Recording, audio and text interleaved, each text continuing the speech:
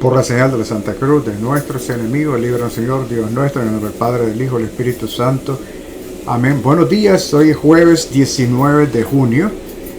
Quería explicarle una fiesta que se celebra en este país. Es conocida como la fiesta de Juneteenth. Juneteenth, National Independence Day, el Día Nacional de la Independencia, el 19 de junio. Este es un día feriado federal que conmemora la emancipación de los esclavos afroamericanos el 19 de junio de 1865 en Galveston, Texas.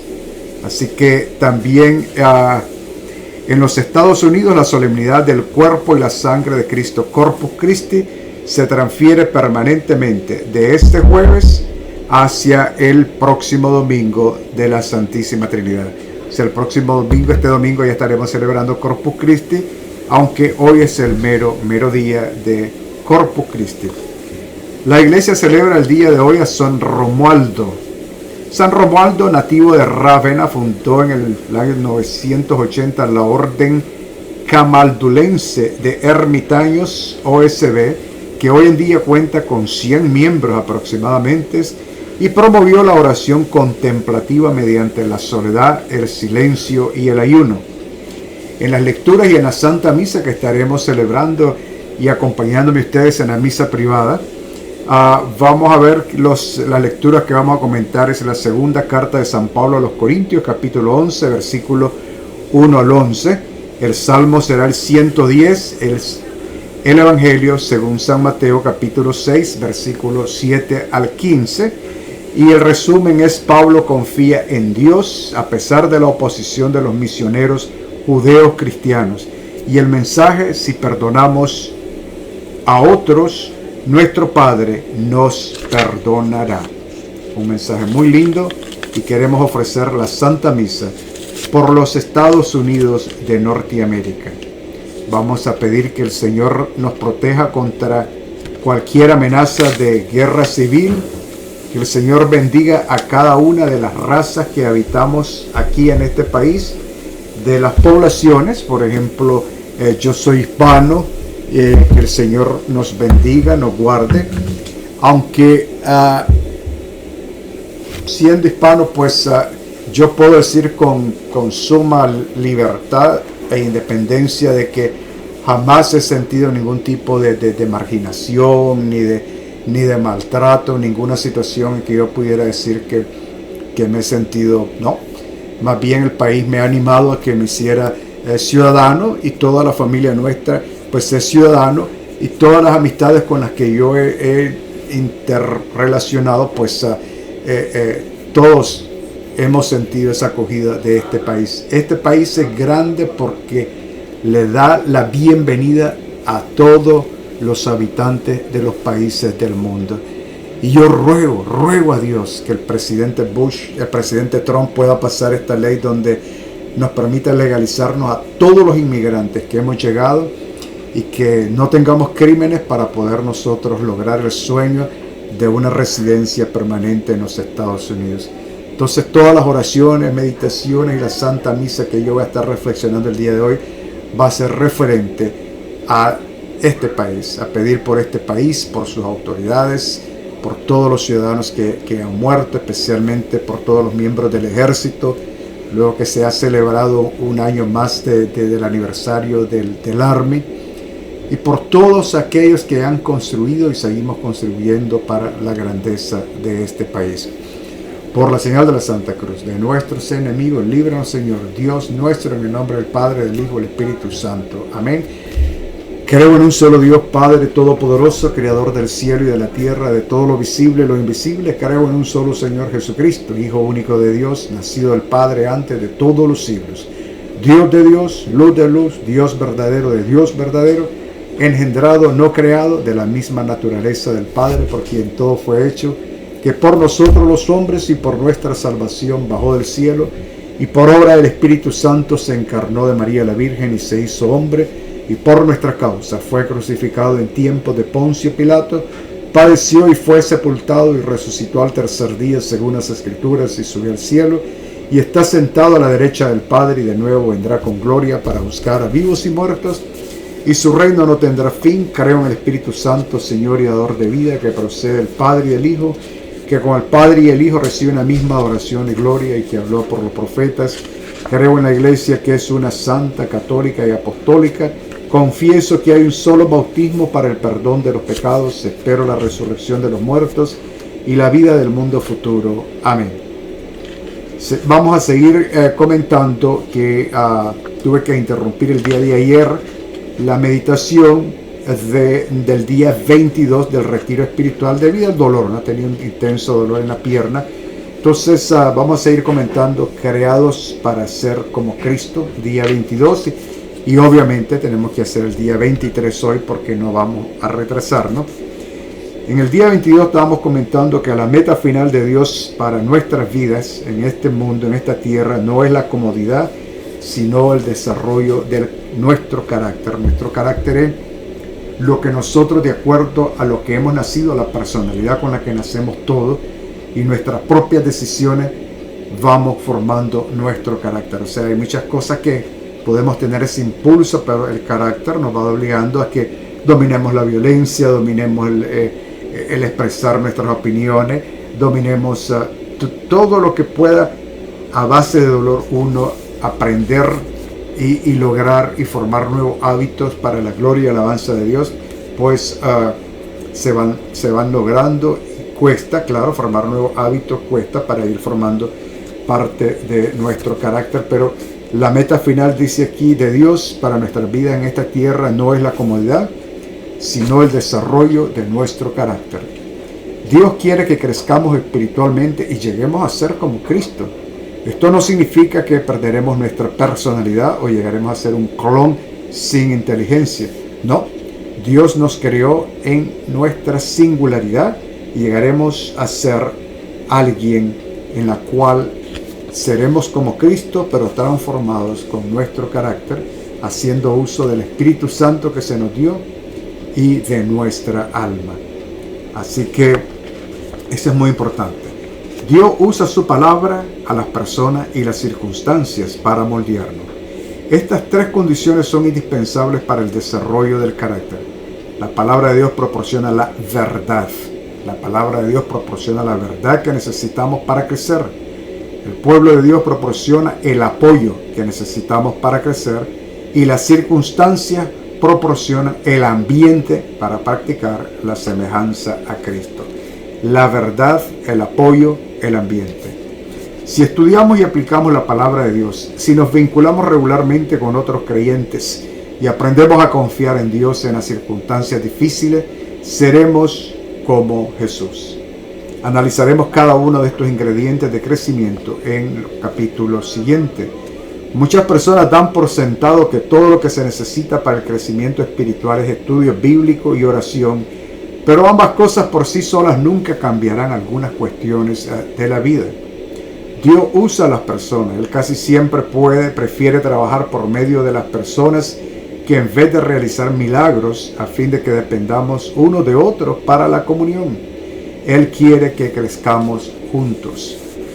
En muchas religiones, las personas consideradas espiritualmente más maduras y santas son las que se aíslan de los demás en monasterios situados en lo alto de una montaña sin peligro de contagio por el contacto con otros. Pero esta es una grave equivocación. La búsqueda de la madurez espiritual no es una ocupación solitaria e individual. No podemos llegar a ser como Cristo en el autoaislamiento. Debemos estar cerca de otras personas e interactuar con ellas. Necesitamos ser miembros de una iglesia, de una comunidad. De una iglesia, de una comunidad. Llegar a ser como Cristo es un proceso largo y lento de crecimiento. La madurez espiritual no es instantánea ni automática, es un desarrollo gradual y progresivo que nos llevará el resto de la vida. Ustedes disculpen que estoy buscando cómo me siento un poco más cómodo por el hecho de la pierna, sentir que pueda tener cierto alivio. Hoy me ha estado doliendo mucho, así que vamos a seguir aquí. Ok.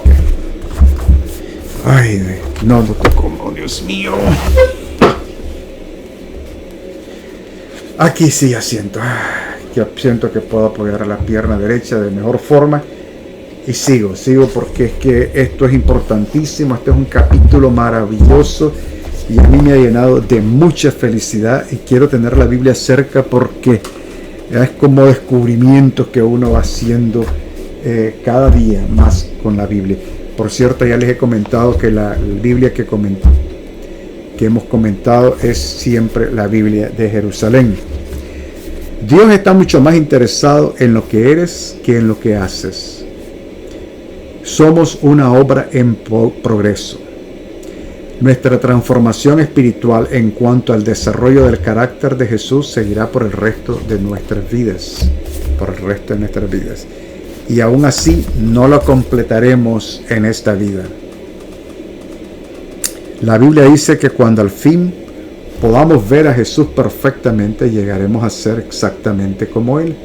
Ni siquiera nos podemos imaginar cómo seremos cuando Cristo vuelva, pero sabemos que cuando Él venga seremos como Él, porque lo veremos como Él realmente es. Lo veremos como Él realmente es. Primera de Juan 3:2. Hay mucha confusión en la vida cristiana por ignorar la simple verdad de que Dios está más interesado en construir nuestro carácter que en cualquier otra cosa. Nos preocupamos cuando Dios parece permanecer en silencio con respecto a determinados temas, como por ejemplo, ¿qué carrera profesional debo de elegir? La verdad es que hay muchas en las que podrías cumplir la voluntad de Dios para tu vida. Elijas la que elijas, a Dios lo que le importa es que lo hagas como si lo hicieras para Cristo. O sea, todas las decisiones que le hagamos debemos de hacerlo como si lo estamos haciendo para Cristo. Dios está mucho más interesado en lo que somos que en lo que hacemos. En lo que somos que en lo que hacemos. Somos seres humanos, no quehaceres humanos. Dios está mucho más preocupado por nuestro carácter que por nuestra carrera profesional. La Biblia nos dice, no se acomoden tan bien a su cultura que se conformen a ella sin siquiera notarlo. En cambio, pongan su atención en Dios. Serán cambiados de adentro hacia afuera, a diferencia de la cultura que los rodea, que siempre los arrastra hacia un nivel inferior de inmadurez.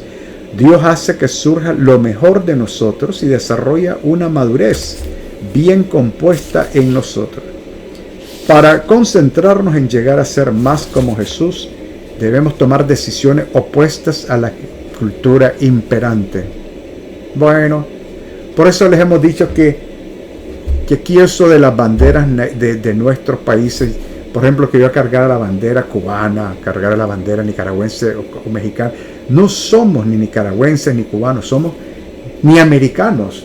En todo caso, si vivimos aquí seríamos americanos, norteamericanos, o sea, estadounidenses. No, somos cristianos. Somos cristianos, señores.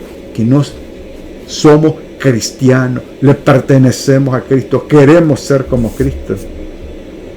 Lamentablemente, una ojeada rápida a varios libros cristianos populares revela que muchos creyentes han dejado de vivir para los grandes propósitos de Dios y se han amoldado a fin de lograr su realización personal y su estabilidad emocional. Eso es egocentrismo, no discipulado. Jesús no murió en la cruz únicamente para que pudiéramos vivir cómodos y bien adaptados. Su propósito es mucho más profundo. Él quiere hacernos iguales a sí mismo antes de llevarnos al cielo.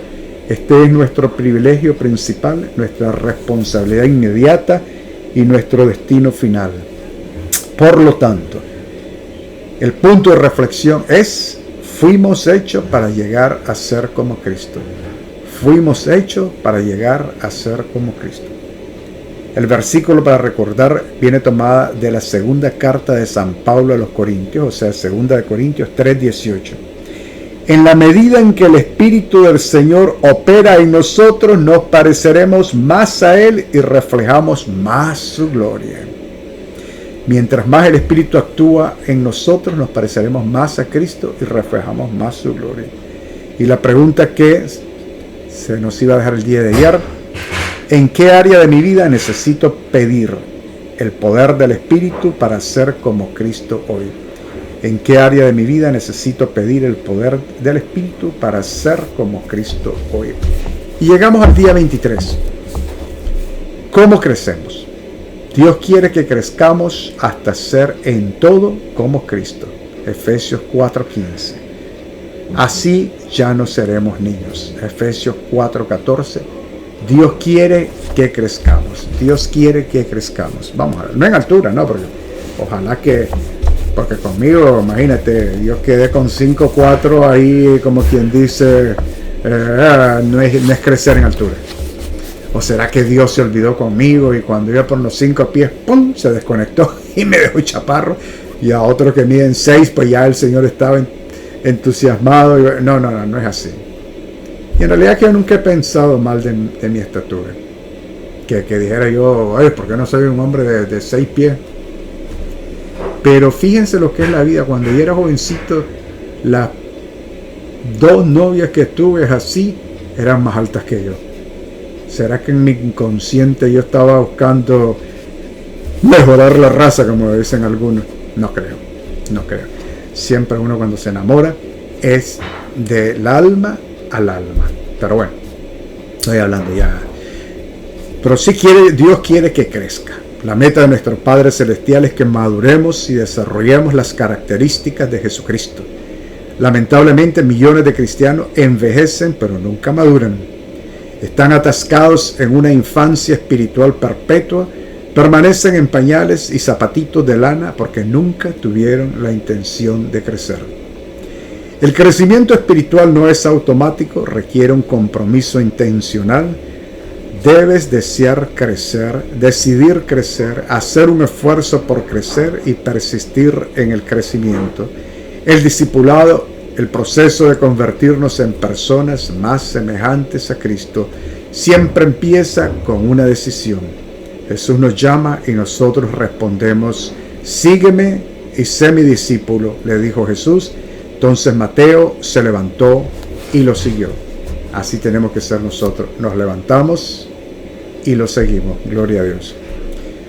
Cuando los primeros discípulos decidieron seguir a Jesús, no entendieron todo el alcance de su decisión. Simplemente respondieron a la invitación del Maestro. Eso es lo único que se necesita para empezar. Decidir convertirse en discípulo. ¿Estás decidido? ¿Tú estás decidido? Esas decisiones las hacemos diariamente. Nada le da más forma a nuestras vidas que los compromisos que asumimos.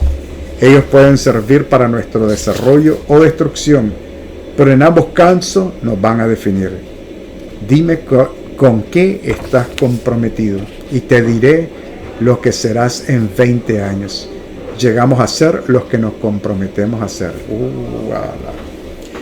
Llegado ese momento de compromiso, de las personas pierden el propósito de Dios para sus vidas. Muchos temen comprometerse con algo y simplemente vagan sin rumbo por la vida. Otras, sin mucho entusiasmo, se comprometen con valores incompatibles y acaban en la frustración y la mediocridad. Otras asumen un compromiso total con metas mundanas, tales como llegar a ser ricas o famosas, solo para terminar defraudadas y amargadas. Por lo tanto, llegaremos a ser lo que nos comprometemos a ser. Como todo lo que se elige hacer tiene consecuencias eternas, será mejor que elijamos con sabiduría. San Pedro nos advierte, ya que todo lo que nos rodea será consumido por el fuego, ¿qué vida santa y piadosa deberíamos de vivir? El papel de Dios y el nuestro. Ser semejante a Cristo es el resultado de que tomemos las mismas decisiones que Él y dependamos de su Espíritu para ayudarnos a cumplir con nuestras decisiones. En cuanto decidamos con seriedad llegar a ser semejantes a Cristo, debemos empezar a actuar de una manera nueva. Tendremos que abandonar algunas rutinas viejas, desarrollar hábitos nuevos y cambiar intencionalmente nuestra manera de pensar. Podemos estar seguros de que el Espíritu Santo nos ayudará en tales cambios. La Biblia nos dice, lleven a cabo su salvación con temor y temblor, pues Dios es quien produce en ustedes tanto el querer como el hacer para que se cumpla su buena voluntad. Este versículo muestra las dos partes del crecimiento espiritual: lleven a cabo y produzcan. El llevar a cabo es nuestra responsabilidad y el producir el papel que Dios desempeña. Vamos a ver, ¿de qué estamos hablando? Estamos hablando de Filipenses 2, 12 a 13. Filipenses 2, 12 a 13. Vamos a ver qué dice Filipenses 2, 12 a 13. Filipenses 2, 12 a 13.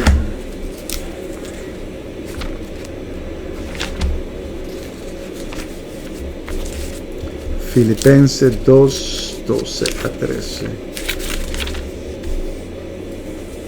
Dice: trabajar en la obra de la salvación. Así pues, queridos míos, de la misma manera que han obedecido siempre, no solo cuando estaba presente, sino mucho más ahora que estoy ausente, trabajen con sumo cuidado por su salvación. Pues es Dios quien por su benevolencia realiza en ustedes el querer y el obrar. Háganlo todo sin murmuraciones ni discusiones, para que sean irreprochables y sencillos hijos de Dios, sin tacha, en medio de una generación perversa y depravada, en medio de la cual brillan como estrellas en el mundo, manteniendo en alto la palabra de la vida. Así, en el día de Cristo serán mi orgullo, ya que no habré corrido ni me habré fatigado en vano. Y aunque mi sangre se derrame como libación sobre el sacrificio y la ofrenda de su fe, me alegro y congratulo con ustedes, dice San Pablo. De igual manera, también ustedes alégrense y congratúlense conmigo. Pues en realidad que esa formación del carácter es difícil, es dolorosa, y es a lo largo de toda la vida, y San Pablo nos está previniendo. Así pues, ser semejante a Cristo es el resultado de que tomemos las mismas decisiones que Él y dependamos del Espíritu Santo para ayudarnos a cumplir con nuestras decisiones. En cuanto decidamos con seriedad llegar a ser semejante a Cristo, debemos empezar a actuar de una manera nueva. Tendremos que abandonar algunas rutinas viejas, desarrollar hábitos nuevos y cambiar intencionalmente nuestra manera de pensar.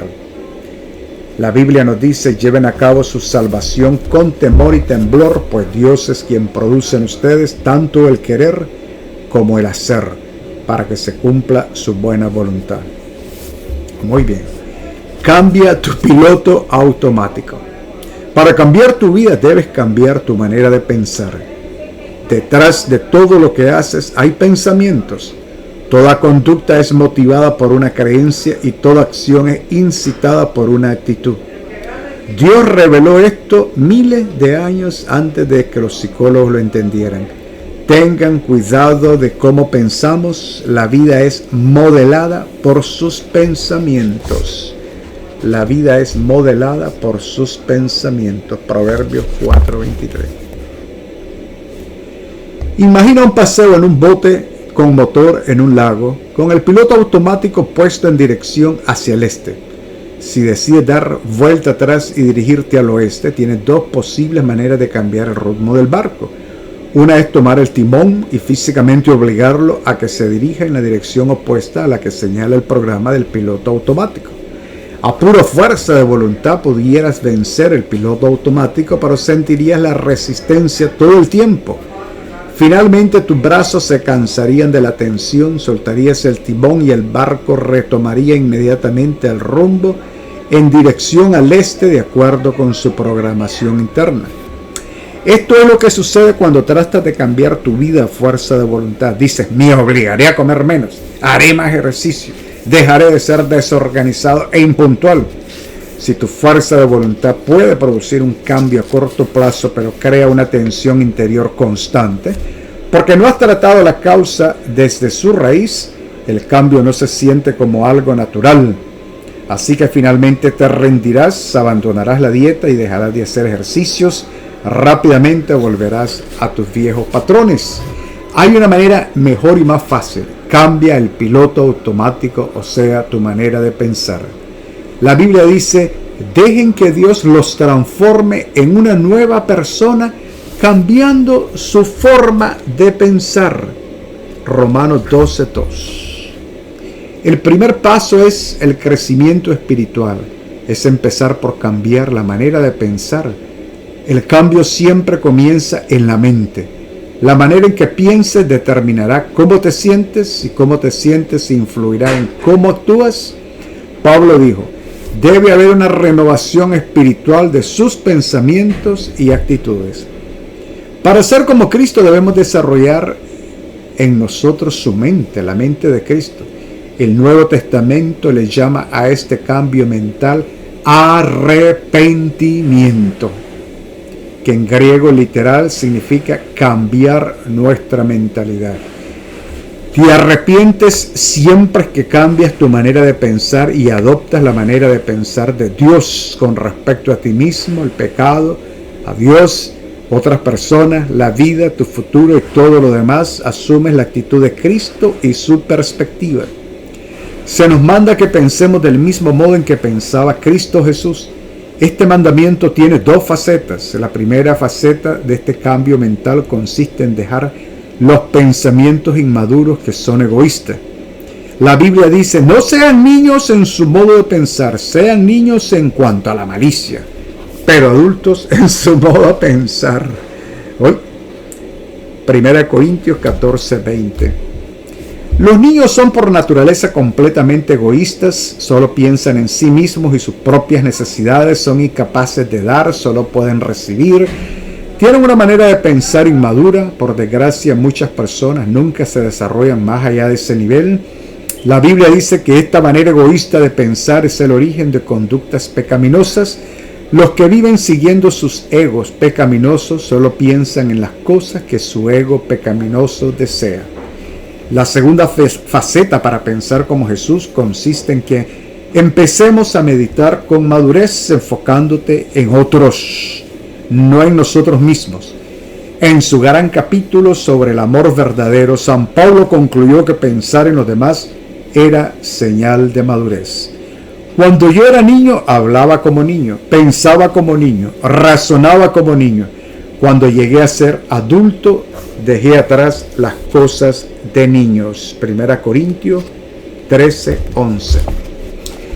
En la actualidad muchos suponen que la madurez espiritual se mide por la cantidad de información bíblica y doctrina que uno sepa. Si bien el conocimiento es una medida de la madurez, no es todo lo que se necesita. La vida cristiana es mucho más que credos y convicciones, incluye la conducta y el carácter. Nuestros hechos deben ser congruentes con nuestros credos y nuestras creencias deben ser respaldadas con una conducta semejante a la de Cristo. El cristianismo no es una religión ni una filosofía, sino una relación y un estilo de vida. El centro de ese estilo de vida es pensar en los demás como lo hizo Jesús, en lugar de pensar en nosotros mismos. La Biblia dice, cada uno debe agradar al prójimo para su bien, con el fin de edificarlo, porque ni siquiera Cristo se agradó a sí mismo. Ni siquiera Cristo se agradó a sí mismo. Romanos 15, versículos 2 al 3. Romanos 15, 2. Vamos a ver, hermano. Romanos 15, 2 a 3. Romanos 15, 2 a 3. Romanos 15, 2 a 3. A ver qué quiere decir.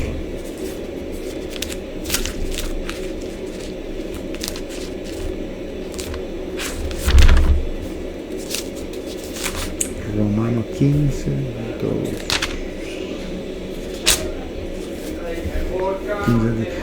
Nos dice, nosotros los fuertes debemos sobrellevar la flaqueza de los débiles y no buscar nuestro propio agrado. Que cada uno de nosotros trate de agradar a su prójimo para el bien, buscando su edificación, pues tampoco Cristo buscó su propio agrado, antes bien, como dice la Escritura, los ultrajes de los que te ultrajaron cayeron sobre mí. Es cierto, ¿no? Es ahí donde uno, cuando se casa, debe pensar en el cónyuge, en cómo hacer del cónyuge una persona mejor y que se sienta mejor, ¿no? Pensar en los demás es la esencia de ser semejantes a Cristo y la mejor evidencia del crecimiento espiritual. Esta manera de pensar es antinatural, va en contra de nuestra cultura, es rala y difícil. Afortunadamente tenemos ayuda. Dios nos ha dado su espíritu, por eso nosotros no pensamos igual que las personas de este mundo. Primera de Corintios 2:12. En los siguientes capítulos el autor va a mirar las herramientas que el Espíritu Santo usa para ayudarnos a crecer. Así pues, en este capítulo el punto de reflexión es: nunca es demasiado tarde para empezar a crecer. Yo tengo 60 y tantos años, quiero empezar a crecer. El versículo para recordar va tomado de la carta de San Pablo a los Romanos capítulo 12, versículo 2. Cambien su manera de pensar para que así cambie su manera de vivir y lleguen a conocer la voluntad de Dios, es decir, lo que es bueno, lo que es grato, lo que es perfecto. Y la pregunta para considerar: ¿cuál es una de las áreas donde necesito dejar de pensar a mi manera y comenzar a pensar a la manera de Dios? ¿Cuál es una de las áreas donde necesito dejar de pensar a mi manera y comenzar a pensar a la manera de Dios? Hemos terminado esta reflexión número 23 y creo que nos ha dejado mucho. Así que le damos gracias a Dios por el crecimiento que yo he tenido, que espero que ustedes hayan tenido. Y vamos ahora con las maravillas del Rosario, que también es la segunda retiro espiritual que vamos teniendo. Vamos a hacer una pequeña pausa. Maravilla número 9 de las 10 maravillas del Rosario del Padre Donald Calloway. Esta es impresionante. El Rosario vence al Islam radical. Ella renovará las maravillas del Lepanto. Papa León XIII. Un obispo en Nigeria, Boko Haram y una espada. En abril del 2014, Boko Haram secuestró a más de 200 niñas en una escuela de Nigeria, África. Boko Haram es el famoso grupo musulmán radical que mata violentamente a los no musulmanes por medios como la decapitación o la quema de personas vivas.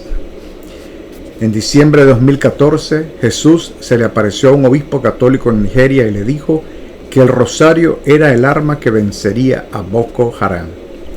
Monseñor Oliver Dashe Don, obispo de la diócesis de Maiduguri, Nigeria, afirma que una noche mientras rezaba su rosario, Jesús se le apareció con una espada en la mano. Durante la visión, Jesús extendió la espada hacia el obispo. Cuando el obispo fue a tomar la espada de Jesús, se transformó milagrosamente en un rosario.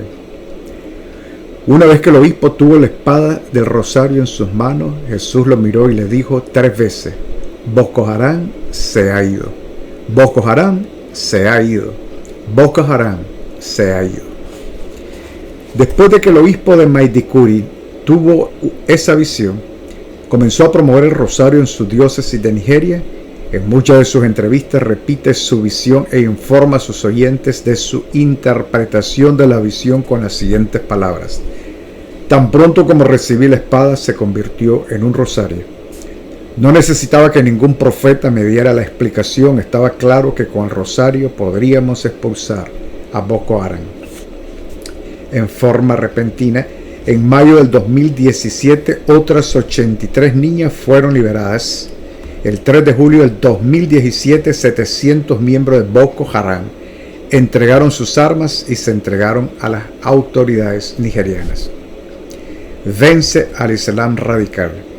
La religión del Islam nació en el siglo VII.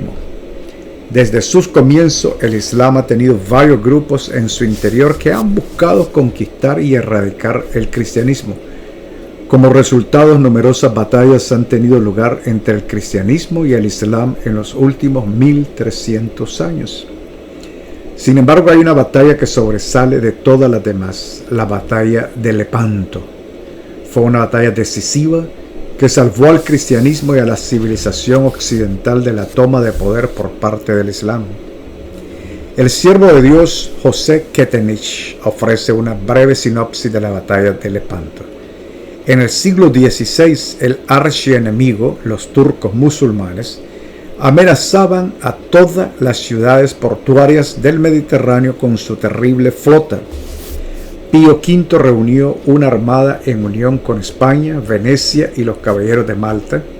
Con Don Juan como almirante, Pío mismo, un segundo Moisés, se puso a la cabeza de una tormenta de oración a su orden. El rosario fue rezado por toda la cristiandad para asegurar el favor de María en la batalla decisiva de la que dependía el destino de Italia y de toda Europa. Un santo papa, un piadoso almirante y mucha gente rezando el rosario fueron todo lo que se necesitó para vencer a los extremistas musulmanes. He aquí una versión condensada de la historia de la batalla de Lepanto en toda su maravilla. San Pío V, un papa dominico, sabía que si Europa se salvaba de la amenaza del Islam radical, esto solo se lograría a través de la intercesión de la Virgen María. Fue su iniciativa organizar una milicia cristiana y pedir a toda la cristiandad que se rezara el rosario por la victoria ante la amenaza musulmana. En preparación para la confrontación, el Papa Pío V eligió a Don Juan de Austria como comandante de la flota cristiana. Aclamado por Chesterton como el último caballero de Europa, Don Juan sabía que estaba a punto de entrar en una guerra santa contra el Islam. Antes de partir a la guerra, dio órdenes de que toda blasfemia estaba prohibida en sus barcos y exigió que todos sus hombres ayudaran durante 3 días. Prohibió a las mujeres entrar en sus naves, no sea que alguno de los hombres caiga en el pecado de la lujuria y estropee su alma antes de la batalla. Igual que hacen los deportistas, ¿no? Antes de un mundial, antes de un partido importante. Se aseguró de que sus naves tuvieran sacerdotes disponibles para escuchar las confesiones y conceder la absolución. También entregó un rosario a cada hombre de su armada. Luego, en la víspera de la batalla, guiando con el ejemplo, requirió que todos sus hombres tomaran la espada espiritual del rosario en sus manos y lo rezaran. Y así lo hicieron. Asimismo, en la noche del 6 de octubre de 1571, víspera de la batalla decisiva, el mismo Papa Pío V dirigió el rosario en el convento dominico de Santa María sopra Minerva en Roma. Con lágrimas en los ojos y un rosario en la mano, confió la causa cristiana a la Reina del Cielo. Oye, hasta medio escalofrío, qué cosa más bella. En la mañana del 7 de octubre de 1571, la flota cristiana zarpó en busca de la flota musulmana para enfrentarla. Don Juan y sus hombres no tenían idea de que estaban navegando hacia una flota musulmana avanzada y altamente entrenada, de más de 300 embarcaciones y 100.000 hombres. Aunque la flota cristiana tenía cerca de 285 barcos, solo contaba con 70.000 hombres, muchos de los cuales no eran expertos en combate naval. Las dos fuerzas se enfrentaron por primera vez en la gran bahía al sur de la ciudad de Lepanto, ahora Neopacto, en Grecia. Una vez que se vieron, formaron sus líneas de batalla. La batalla estaba en marcha, era la cruz contra la media luna. La batalla duró 5 sangrientas horas. En un momento dado, Don Juan dirigió su nave hacia la nave desde la que Ali Pasha comandaba las fuerzas islámicas. Antes de que los dos buques insignia chocaran y sus tripulaciones pudieran combatir mano a mano, Don Juan, lleno del Espíritu de Dios, bailó desenfrenado en la cubierta de su barco. Este acto enfureció a Ali Pasha, pero no pudo vengarse porque una bala de mosquete en la frente lo mató inmediatamente. Uno de los prisioneros armados que había sido liberado del barco musulmán cortó lo que quedaba de la cabeza de Ali Pasha y la levantó sobre una pica. El estandarte de Alá fue descendido y desgarrado, y el estandarte del Santo Papa Pío V fue levantado en su lugar. La batalla fue un éxito total para las fuerzas católicas. La flota turca perdió más de 30.000 hombres. Entre los muertos había 34 almirantes y 120 capitanes de las galeras musulmanas. La flota musulmana también perdió la mayoría de sus barcos. La flota cristiana pudo liberar a casi 15.000 esclavos cristianos que habían estado a bordo de los barcos musulmanes. Fue una victoria completa y total para la cristiandad. Lo que es menos conocido de la batalla de Lepanto es que Nuestra Señora de Guadalupe estaba ahí. En la formación de batalla de la flota cristiana, un almirante condecorado llamado Giovanni Andrea Doria estaba a cargo del ala derecho de la flota.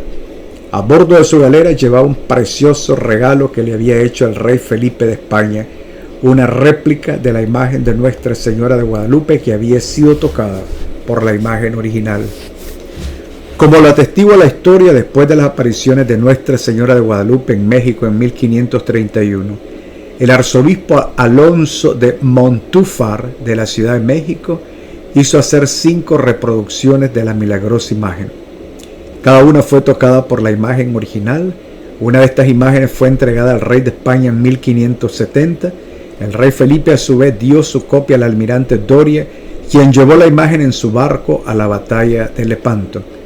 Nuestra Señora de Guadalupe, la conquistadora, había conquistado a los falsos dioses de los aztecas en México.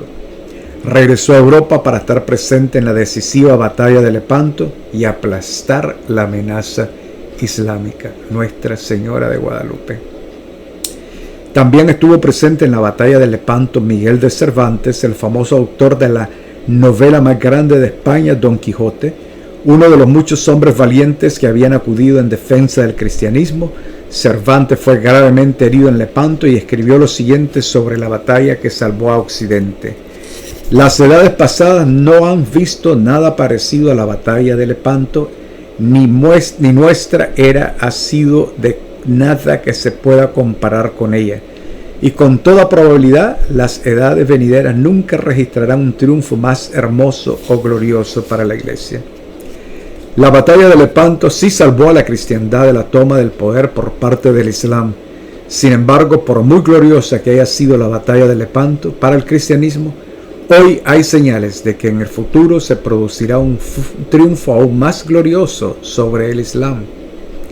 El venerable Fulton Sheen creyó que esta victoria futura se lograría una vez más por intercesión de la Virgen María. Él afirma: en la actualidad el odio de los países musulmanes contra Occidente se está convirtiendo en un odio contra el propio cristianismo.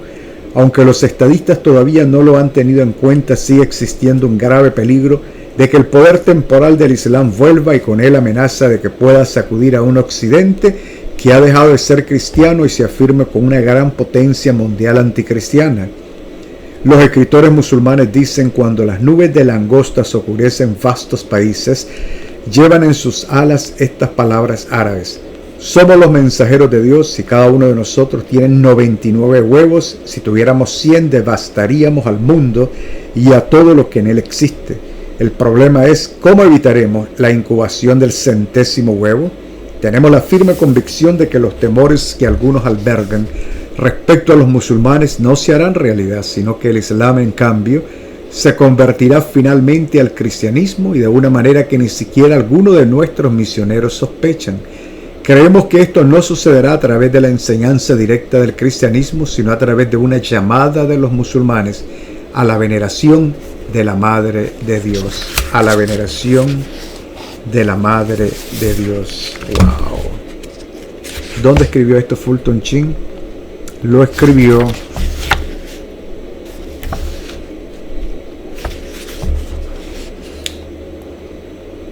The World's First Love, Mary, Mother of God. Wow. Fulton Sheen tiene razón. La incubación del 100º huevo del Islam solo se evitará mediante la veneración de la Madre de Dios. La historia ha demostrado que no es el diálogo con el Islam el que llevará a los musulmanes a Jesucristo. Se necesita algo mucho más poderoso que el diálogo. En alguno de sus otros escritos, Fulton Sheen sugiere que las apariciones de María en Fátima, Portugal, desempeñarán un papel importante en la conversión de los musulmanes al catolicismo. Muy importante, ¿no? Que cuando uno va a Fátima ve cantidad de árabes con turbantes y uno dice, ¿a qué se debe? Entonces ellos alegan que Fátima era la hija mayor de Mahoma, pero no es así. Ellos quieren a la Virgen, a la Madre de Dios, a Fátima. Ellos llegan por Fátima, ellos llegan por la Madre de Dios. Pero es impresionante, ¿no? Ver la cantidad de gente con turbantes. Así pues, en algunos de sus otros escritos, Fulton Sheen sugiere que las apariciones de María en Fátima, Portugal, desempeñarán un papel importante en la conversión de los musulmanes al catolicismo. La ciudad de Fátima, después de todo, lleva el nombre de una de las hijas de Mahoma. Además, la Madre de Jesús es la única mujer mencionada por su nombre en el Corán. Ni siquiera la propia Madre de Mahoma es nombrada. La Madre de Jesús puede guiar a los seguidores de Mahoma hacia Jesucristo y lo hará. Muchos musulmanes ya rezan con una cuerda de cuentas que se parece mucho al rosario. Varios misterios del rosario están incluso presentes en el Corán: la anunciación, la visitación, la natividad. Si los musulmanes vienen a Jesucristo y al catolicismo, será a través de María. El intercambio de las cuentas de oración musulmanas por el rosario será fácil. Debe haber una razón por la cual Dios ha permitido que el Islam florezca y se extienda por todo el mundo. ¿Está Dios planeando algo absolutamente maravilloso para nuestro tiempo? ¿Un evento que llevaría a toda una religión a convertirse al catolicismo? Si la Santísima Trinidad obrara un milagro similar al que ocurrió en México con Nuestra Señora de Guadalupe en el siglo XVI, sin duda seríamos testigos de la conversión de millones de musulmanes a la plenitud de la verdad en el catolicismo. ¿Sucederá esto? No sabemos, pero podemos imaginar cómo sería. Nos atrevemos a esperar que la Santísima Trinidad envíe a la Madre de Dios a la Meca para que ella se pare sobre la Kaaba.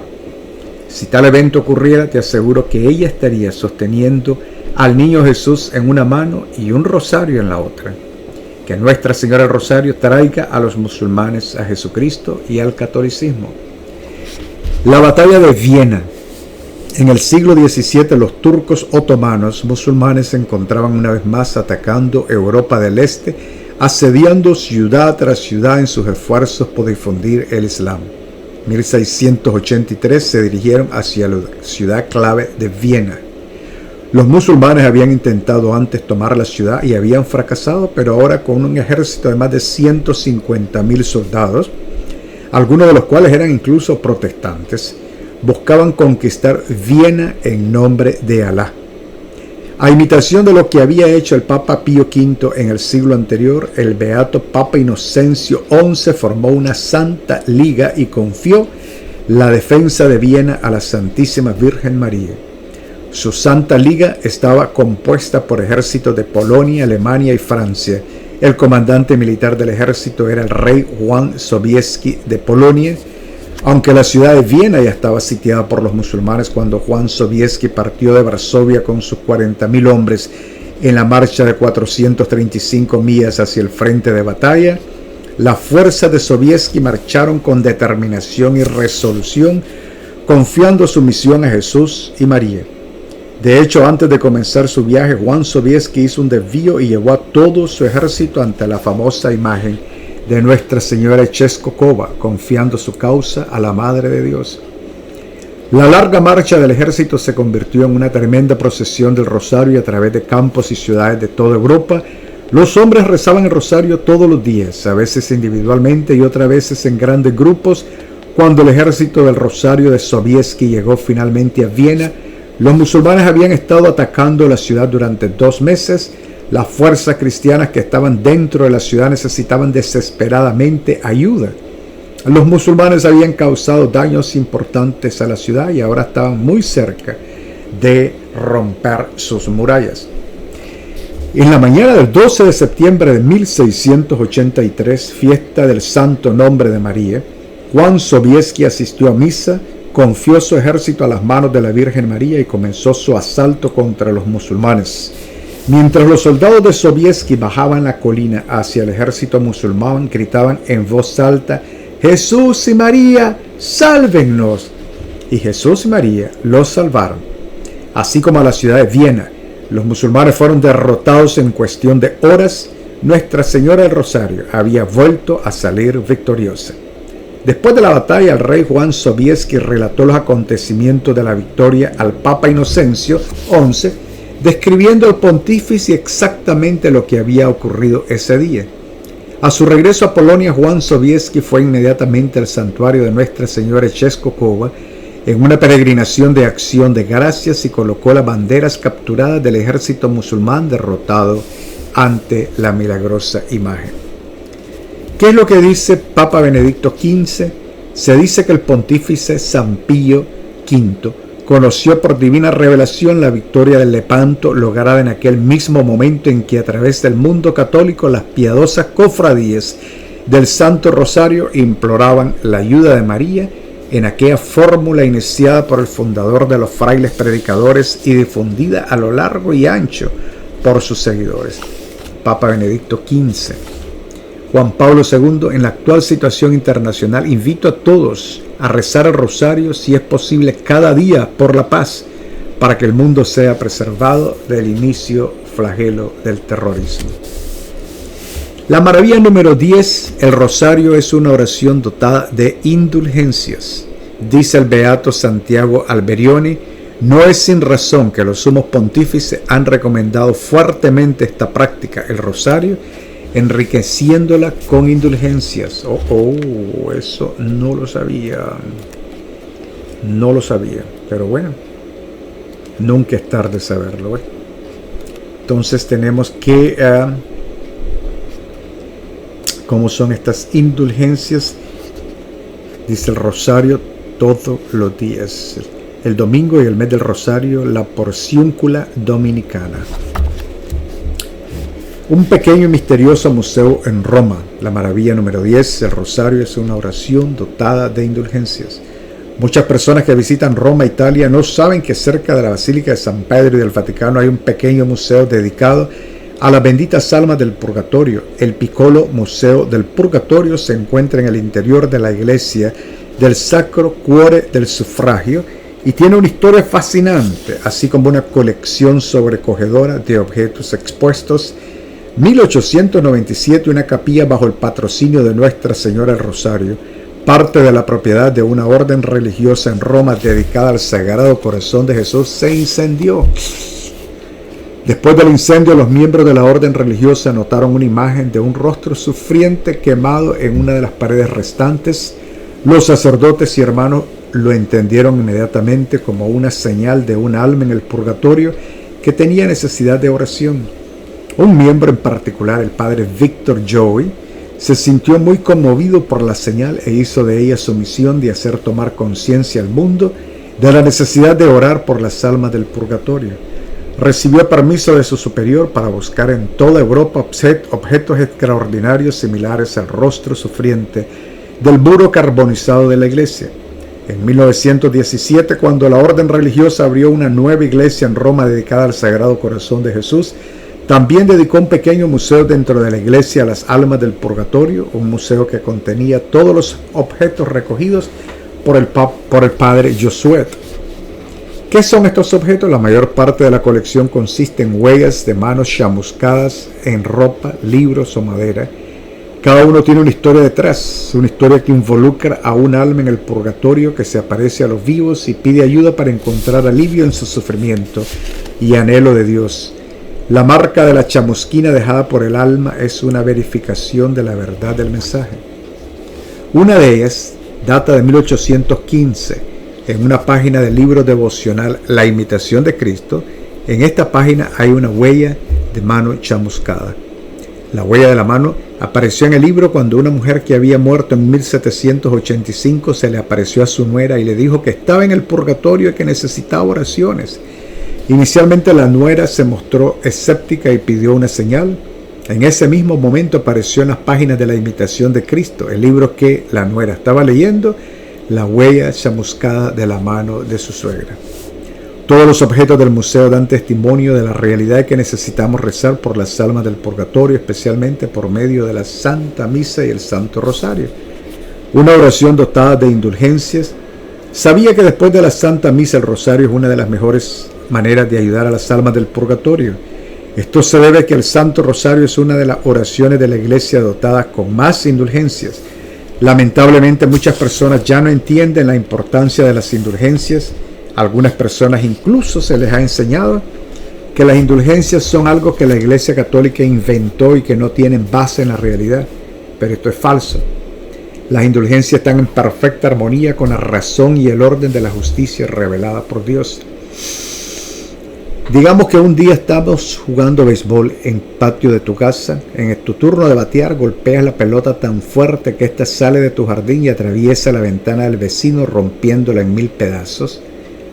Es probable que le expliques a tu vecino lo que pasó, te comprenda y te perdone, pero no va a estar contento con la ventana rota. ¿Este perdón significa que estás completamente liberado? No. El vecino te ha perdonado por romper la ventana, pero aún así te va a pedir que repares el daño que hiciste cuando rompiste su ventana. Reparar su ventana es una cuestión de justicia. Le debes una ventana nueva. Satisfacer el orden de la justicia es también la forma en que funciona la misión salvadora de Jesucristo. Por la vida, muerte y resurrección de nuestro Salvador somos perdonados de nuestros pecados, perdonados por las cosas que rompimos. Ese perdón nos es dado a través de la Iglesia Católica, el cuerpo místico de Cristo, que nos extiende la certeza absoluta del perdón de Dios a través del sacramento de la reconciliación o confesión. Sin embargo, Dios es justo y sabe que nuestros pecados tienen efectos que permanecen, las cosas que rompimos. Él también sabe que somos finitos y que nunca podremos restaurar completamente el daño que hemos hecho. En el catecismo se entiende por indulgencia la remisión ante Dios de la pena temporal por los pecados ya perdonados en cuanto a la culpa que un fiel dispuesto y cumpliendo determinadas condiciones consigue por mediación de la Iglesia, la cual como administradora de la redención distribuye y aplica con autoridad el tesoro de las satisfacciones de Cristo y de los santos. La indulgencia es parcial o plenaria según libere de la pena temporal debida por los pecados en parte o totalmente. Todo fiel puede lucrar para sí mismo o aplicar por los difuntos a manera de sufragio las indulgencias tanto parciales como plenarias. Hoy en día muchas personas tienen la impresión de que cuando mueren irán directamente al cielo. La realidad es que a menos que una persona haya vivido una vida muy santa aquí en la tierra mediante la oración, penitencia y buenas obras, va a necesitar reparar el daño que ha hecho por sus pecados. Permítame darles algunas estadísticas que pueden sorprenderles. Cada hora en este planeta hay 6.000 personas mueren. Cada hora se muere en el mundo, en la tierra, 6.000 personas. Cada día, 150.000 personas. Cada año, más de 55 millones de personas mueren. ¿Lo sabías? La realidad es que la mayoría de estas personas no están preparadas para la muerte. Esperemos que hayan clamado a Dios y hayan recibido su misericordia. Sin embargo, cuando una persona muere, su tiempo se acaba. Esto significa que la mayoría de las personas que mueren no están libres del castigo temporal debido al pecado, pero sí podemos ayudarle. Santo Domingo estaba tan convencido de la eficacia y mérito del Santo Rosario que no imponía casi nunca penitencia distinta del rezo del Rosario a quienes se confesaban con él. Los confesores deberían también, para seguir el ejemplo de este gran santo, imponer a sus penitentes la recitación del Rosario con la meditación de los sagrados misterios en lugar de otras penitencias de menor mérito. El beato Alano de la Ropé especialmente pide que el rosario se rece por las benditas ánimas del purgatorio. Muy bien. San Luis María Griñón de Montfort, la misma Virgen María, reveló estas verdades al beato Alano de la Ropé. La Santísima Virgen dijo también al beato Alano: ten por cierto que aunque ya son muchas las indulgencias concedidas a mi rosario, yo añadiré muchas más por cada tercera parte de aquel o a quienes lo creen, lo recen en estado de gracia, de rodillas y devotamente, y a quienes perseveren en su devoción. En tales condiciones y meditaciones les obtendré al final de su vida como recompensa por este servicio la remisión total de la pena y de la culpa por todos sus pecados. Y que esto no parezca imposible, es fácil para mí, pues soy la madre del Rey del Cielo que me llama llena de gracia y como tal haré también amplia efusión de ella a mis seres queridos. A lo largo de los siglos, santos como Juan Macías, 1645, San Estanislao Papiski, 1701, mostraron un gran celo en orar por las almas del purgatorio y obtener indulgencias para ellas. San Juan Macías fue un dominico que sirvió en Sudamérica, y San Estanislao fue un sacerdote y místico polaco que fundó la primera comunidad religiosa masculina en la iglesia dedicada a la Inmaculada Concepción, los Padres Marianos de la Inmaculada Concepción. Estos rezan el rosario siempre por las benditas ánimas del purgatorio. San Alfonso María de Ligorio nos dice: si queremos ayudar a las almas del purgatorio, debemos rezar el rosario por ellas, porque el rosario les da gran alivio. San Antonio María Claret: es además el Santísimo Rosario una abundantísima mina en que los cristianos que lo rezan y meditan con atención y devoción se enriquecen de grandes merecimientos. Muy bien. Concesiones. Se concede indulgencia plenaria a los fieles que, primero, rezan el rosario en una iglesia u oratorio o en familia, en una comunidad religiosa o en una asociación piadosa. Segundo, se unen devotamente al rezo del rosario mientras lo reza el sumo pontífice y se transmite en vivo por radio o televisión. Según el manual de indulgencia, para obtener la indulgencia plenaria que se ofrece por rezar el rosario, basta con recitar 5 decenas. Sin embargo, las 5 decenas deben ser recitadas sin interrupción. Las 15 promesas de Nuestra Señora a los que rezan el rosario. Las 15 promesas, ¿cuáles son? Quien reza constantemente mi rosario recibirá cualquier gracia que me pida. Segundo, prometo mi especialísima protección y grandes beneficios a los que devotamente recen mi rosario. Tercero, el rosario es el escudo contra el infierno, destruye el vicio, libra de los pecados y abate a las herejías. Cuarto, el rosario hace germinar las virtudes de las almas para conseguir la misericordia divina. Quinto, el alma que se me encomiende por el rosario no perecerá. Sexto, el que con devoción rece mi rosario, considerando sus sagrados misterios, no se verá oprimido por la desgracia, ni morirá de forma desgraciada. Séptimo, los verdaderos devotos de mi rosario no morirán sin los sacramentos. Octavo, todos los que rezan mi rosario tendrán en vida y en muerte la luz y la plenitud de la gracia. Noveno, libraré bien pronto del purgatorio a las almas devotas a mi rosario. Décimo, los hijos de mi rosario gozarán en el cielo de una gloria singular. 11, todo cuanto se pida por medio del rosario se alcanzará prontamente. 12, socorreré en sus necesidades a los que propaguen mi rosario. 13, he solicitado a mi Hijo la gracia de que todos los miembros de la cofradía del rosario tengan en vida y en muerte como hermanos a todos los bienaventurados de la corte celestial.